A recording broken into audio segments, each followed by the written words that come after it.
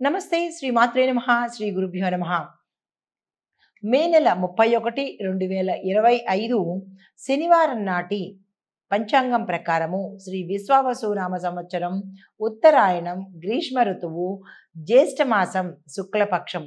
ఈరోజు సూర్యోదయ సమయము తెల్లవారుజామున 5:44 సూర్యాస్తమ సమయము సాయంత్రం 6:42.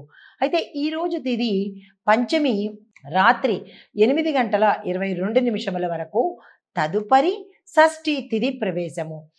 నక్షత్రము పుష్యమి నక్షత్రము రాత్రి 9:10 వరకు, తదుపరి ఆశ్లేష నక్షత్ర ప్రవేశము.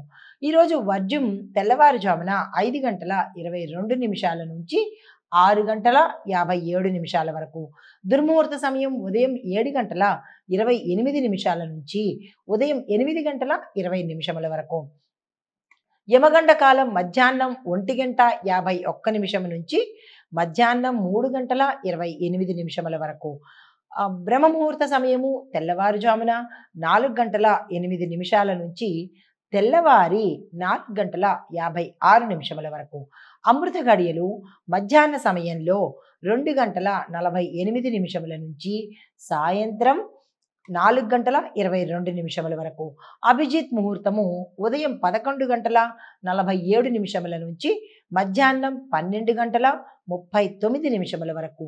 ఇది నేటి పంచాంగం. నమస్తే. తదుపరి రాశి మకర రాశి. ఈ రాశిలో ఉండే విద్యార్థులకు మంచి పురోగతి, వారు అనుకున్నది సాధించే అవకాశం కనబడుతోంది. ఉద్యోగస్తులకు కొత్త కొత్త అవకాశాలు వస్తాయి, అందుకునే ప్రయత్నం చేసుకోండి.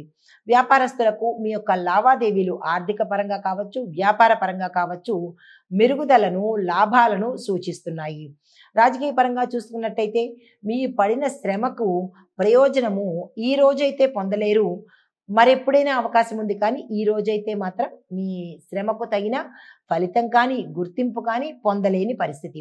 ఆరోగ్యపరంగా చూసుకున్నట్టయితే నిద్రకు సంబంధించిన సమస్యలు వచ్చే అవకాశం కనబడుతోంది. అయితే కుటుంబ పరంగా చూసుకున్నట్టయితే కనుక సానుకూలంగా ఉంటుంది. మంచి వాతావరణము, ఆనందకరమైన వాతావరణం కనబడుతోంది. శుభవార్తలు వింటారు, ఆకస్మిక ధన ప్రాప్తి కలిగే అవకాశం కనబడుతోంది.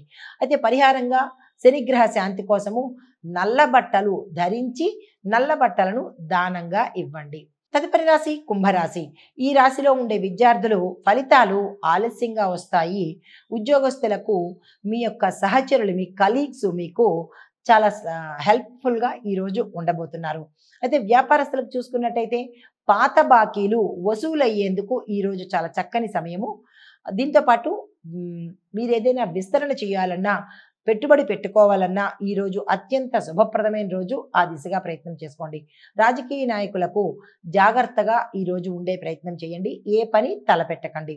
ఆరోగ్యపరంగా చూసుకున్నట్టయితే తిరిగి మళ్ళా ఒత్తిడికి లోనయ్యే అవకాశము, పదే పదే ఇబ్బంది పడే అవకాశము ఈరోజు కనపడుతోంది.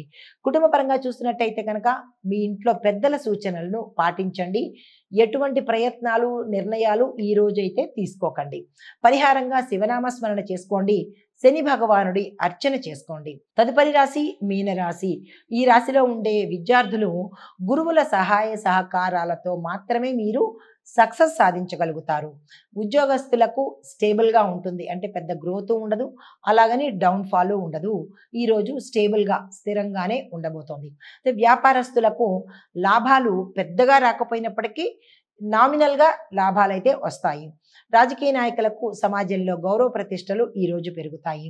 ఆరోగ్యపరంగా చూసుకున్నట్టయితే చిన్న చిన్న వ్యాధుల బారి పడే అవకాశం కనబడుతోంది, జాగ్రత్తలు తీసుకోండి. కుటుంబ పరంగా చూసుకున్నట్టయితే సంతోషకరమైన పరిస్థితులు, సంతోషకరమైన వాతావరణము ఈరోజు కుటుంబంలో గోచరిస్తోంది. మీకు చెప్పదగిన పరిహారము గురు పూజ చేసుకోండి, పసుపు వస్త్రాలను ధరించి పసుపు వస్త్రాలను దానంగా ఇచ్చుకోండి. ఇది ఈ రాశిలో ఉండే వారికి, మేషాది ద్వాదశ రాశుల వారికి చెప్పదగిన పరిహారాలు, గోచార రీత్యా ఫలితాలు, సూచనలు. నమస్తే.